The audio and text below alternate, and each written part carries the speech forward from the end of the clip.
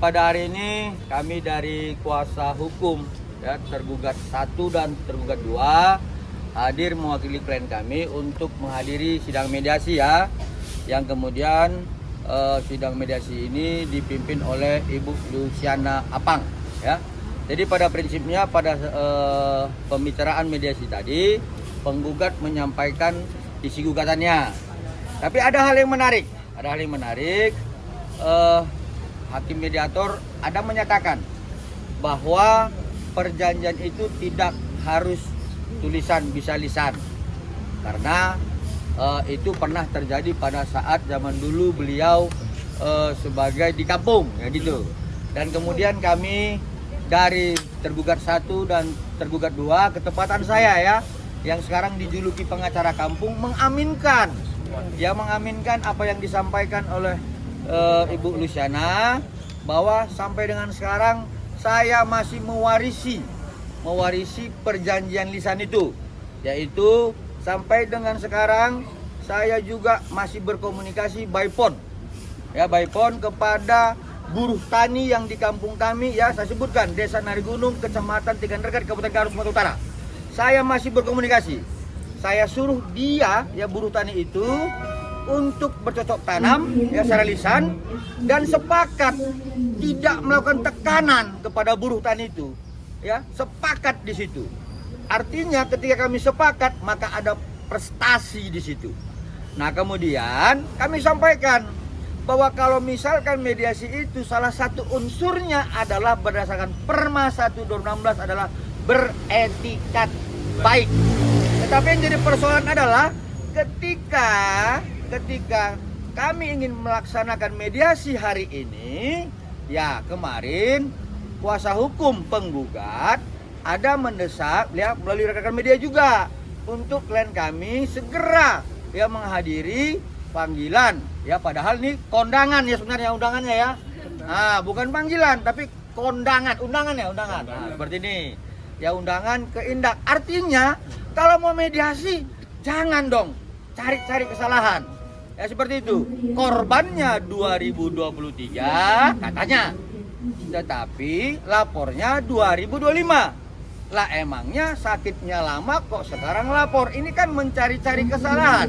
Artinya mediasi dengan rohnya beretikat baik tidak terpenuhi pada hari ini. Yang kedua saya sampaikan, kalau perjanjian lisan seharusnya tidak ada yang boleh tertekan, seperti kami sampaikan. Nah, kemudian lanjutannya adalah dilakukan mediasi lanjutan tanggal 1 Juli. Saya pikir demikian.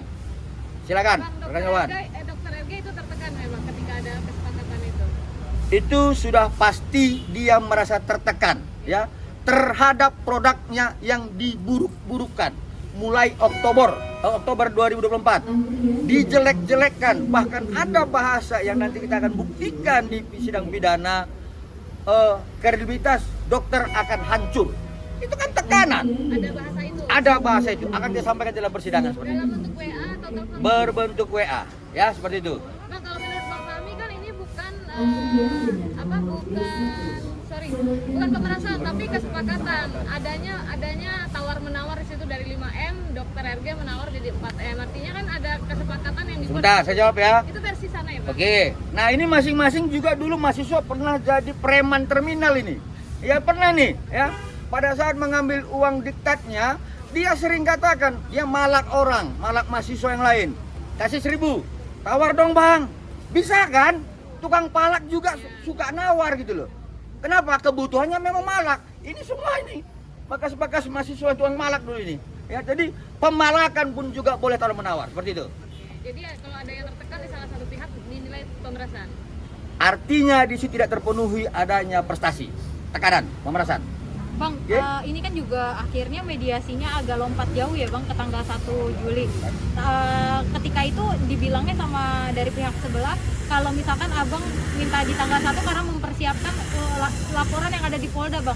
Terkait apa sih namanya skincare yang ada korbannya itu Bang. Itu dia yang saya sampaikan tadi. Maunya mediasi mau baik-baik, tapi didesak laporkan klien kami. Kan begitu. Kami akan melengkapi dokumen-dokumen lainnya, karena kemarin kan klien kami diundang sekali lagi diundang bukan dipanggil. Ada beberapa dokumen termasuk CV-nya dan lainnya kami harus laporkan kembali ke Indak hari Selasa. Bukan kami tidak mau, tapi karena memang kami sudah menjanjikan itu. Seperti itu. Tanggal berapa itu Bang mungkin menyerahkan dokumen itu? Silakan, Pak Robert. Mana Pak Robert? Ya, jadi sesuai dengan permintaan dari Indak kemarin itu, kita dikasih waktu tanggal 24. Jadi kebetulan tadi pihaknya penggugat meminta kita ketemu tanggal 24. Sementara kalau kita datang ke sidang sini tanggal 24, di Indak kita nggak datang, nanti diomongin lagi. Tuh nggak datang tuh ke Indak, nggak datang kan masalah kita begitu. Ya sementara kita mau baik-baik mediasi, kita dijeblosin di Indak. Nggak tahu mediasi apa jadinya kalau begitu. Ya, jadi kita masih ke Indak harus kita lengkapi. Kalau nanti di sana nggak, itu lebih penting. Ya. Katanya nanti kalau nggak datang ditangkap, ya kan? Katanya ditangkap. Tapi lebih penting itulah daripada mediasi ini. Jadi kita minta ditundurkan lagi tanggalnya. Berarti tanggal 1 dokter RG-nya juga akan hadir ya Bang pada tanggal 1 Juli mendatang untuk mediasi sendiri. Begini, perkembangan ini ya, seperti hari ini dia nggak datang.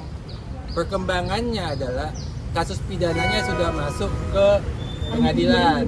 Ya, itu uang 4M yang pertama itu yang diperas sama yang dikerjakan ke developer ya menjadi TPPU kena pasal sehingga uangnya disita, itu kan konteksnya sudah masuk di tanggal 24 besok. Itu sebabnya Dr. Reja tidak datang pada hari ini. Dan juga kalau kita kalau kita melihat komen-komen yang ada di media ini, wajib datang ya. Nah, sementara dari yang ngomong wajib datang itu sendiri, prinsipalnya tidak datang. Ya, tidak sanggup mendatangkan prinsipalnya. Jadi menurut kami kalau memang tidak sanggup mendatangkan prinsipal, ya jangan menggugat lah. Supaya kewajibannya tidak laksanakan tapi menggugat. Jadi mestinya dia siap. Pada saat dia tidak mampu mendatangkan prinsipalnya, kewajibannya tidak mampu laksanakan, jangan menggugat gitu. Tapi kalau dia menggugat, wajib datangkan hari ini. Ya, jadi jangan cuma bilang wajib, tapi tidak bisa mendatangkan prinsipalnya. Ya.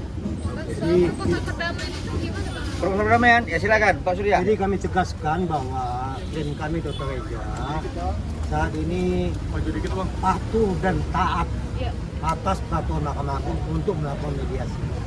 Mediasi tetap kami laksanakan, tapi dengan pasti kami nyatakan klien kami tidak mau berdamai. Tegas kami nyatakan bahwa klien kami tidak mau berdamai, silahkan proses hukum dijalankan sebagaimana mestinya. Jadi tidak ada alasan takut atau tidak, tapi yang pasti klien kami tidak mau damai. Silahkan mekanisme hukum. Disuruh mengajukan proposal perdamaian Bang. Ya, jadi begini, proposal itu kan sebenarnya diatur dalam ketentuan mekanisme hukum. Nah, misalkan ya dalam perma ya, misalkan nih saya kreditur, kalian debitur, lalu kemudian biasanya kawan-kawan yang wan prestasi itu adalah debitur, lalu kemudian saya kreditur menggugat kalian. Nah, lalu akhirnya ada di situ proposal untuk menyelesaikan hutang piutang, begitu loh. Nah, jadi ya kalau kami merasa memang dianggap penggugat melakukan wan prestasi, utang apa yang kami miliki, berapa, di mana kami berutang. Uang kami yang diperas, kok sekarang kami bilang berutang. Ini kan aneh jadinya begitu loh. Seperti itu ya. Bang, Lagi? dari 4 miliar yang disita itu Abang sudah terinfo belum Bang? Berapa jatah MM, berapa jatah MAIM? Nah itu nanti akan dibuka dalam dakwaannya. Itu kan materi pokok perkara. Yang pasti bahwa terjadinya pergeseran uang 4 miliar itu sudah dilaksanakan sebesar 2 miliar secara transfer dan sebesar 2 miliar secara cash langsung. Dengan bahasa ancaman, tekanan, kalau lu nggak kasih, hancur kredibilitas lu. Seperti itu. Jadi begini, uang itu bukan dibagi-bagi, bukan dibagi-bagi untuk berdua, bukan. Uang yang 4M ini digunakan untuk membayar ke developer. Karena penggugat punya kewajiban, dikasihlah uangnya ke developer. Bayar apa? Akibat pemberian uang ke developer ini dah menjadi TPPU. Itu penyebabnya TPPU-nya. Jadi supaya mungkin tanya TPPU-nya di mana? Uang yang diperas 4M diserahkan ke developer, itu menjadi TPPU. Karena dia dua-duanya kena pasal, pemerasan TPPU kena pasal, makanya uangnya disita. Ya, jadi uangnya disita. Jadi jangan salahkan kami kalau uang itu disita, ya memang itu kena pasal dua-duanya. Jadi bukan dikasih ke Mail sama ke NM, enggak. Oh, transfernya ke itu bang. Transfernya itu ada dibuat transfer not kita kepada PT Bumi Wasesa, ya. Nah, itu jelas ya. Mungkin penyidik menduga bahwa disitulah terjadinya TPPU, ya. Jadi uang yang diperoleh dari kejahatan kemudian dialihkan kepada sesuatu, itulah TPPU-nya. Seperti itu ya. Yang Oke. cashnya bang, yang cashnya. Yang cashnya tanya nanti saudara kita di persidangan, mau di kemanakan kita nggak tahu. Namanya cash, dibagi sama siapa, dikasih sama siapa, nanti di persidangan akan dibuka. Sini kita membagi kepada siapa. Kalaupun nanti saudara kita mau pasang badan ya sudah, ya nanti kita buka di persidangan seperti itu. Ya udah, oke bang. Cukup. Ya cukup bang.